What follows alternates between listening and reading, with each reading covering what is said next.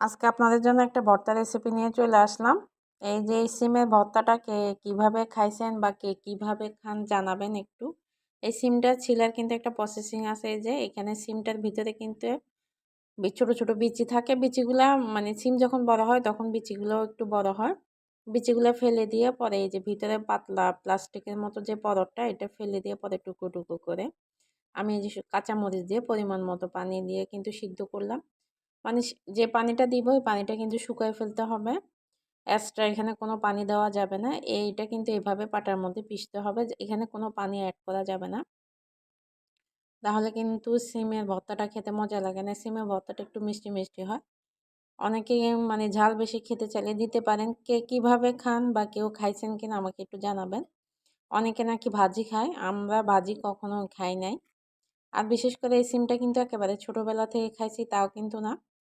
এটা বিশেষ করে যখন ক্লাস 9-10-এ পড়ি তখন মানে এই সিমেরটা পাওয়া গেছে, মানে গাছ দেখছি। এটা হচ্ছে একেবারে লতা গাছের মতো।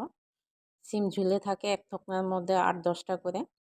আর ভিতরে বিচি সহ কেউ খাবে না। বিচি সহ খেলে নাকি অনেকের কাছে শুনছি পাগল হয়ে যায়, কিন্তু সেটা আমি শিওর জানি না। তবে বিচি সহ খেলে নাকি মাথা ধরে, মাথা ঘুরে।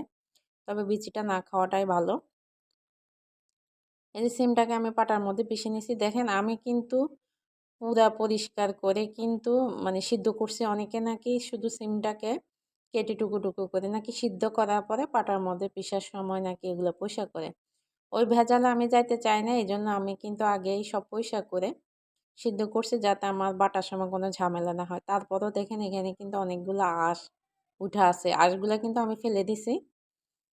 ফেলে দেওয়ার পরে এই যে চুলা সরিষার তেলের মধ্যে অনেকগুলো পেঁয়াজ দিয়ে পরে আমি এই ভর্তা পাটায় পিষা ভর্তাটা কিন্তু এই যে তেলে দিয়ে দিব। এটা একটু তেলে দিয়ে ভালো করে একেবারে, এমনিতে তো পানি নাই, পানি তো এখানে এক্সট্রা কোনো পানি দিই না। তারপরে একটু তেলে একটু বেশি করে তেল দিয়ে ভালো করে একটু নেড়ে চেড়ে ভেজে নিলে কিন্তু সিমের ভর্তাটা খেতে অনেক বেশি মজা হয়। কে কে খাইছেন জানাবেন।